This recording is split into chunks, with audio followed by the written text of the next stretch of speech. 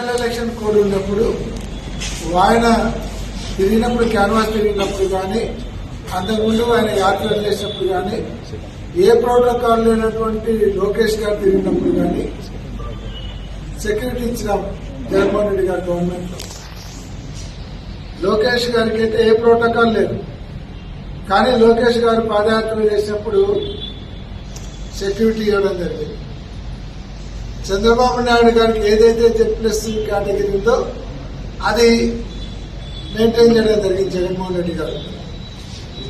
మరి జగన్మోహన్ రెడ్డి గారు మాజీ ముఖ్యమంత్రి అయిన తర్వాత కూటమి ప్రభుత్వము కక్షపూరితంగా ఒక ప్రణాళికాబద్ధంగా ఆయనకు సెక్యూరిటీని లేకుండా చేయడంలో ఆంతర్యం ఏందని మేము అడుగుతా ఉన్నాం.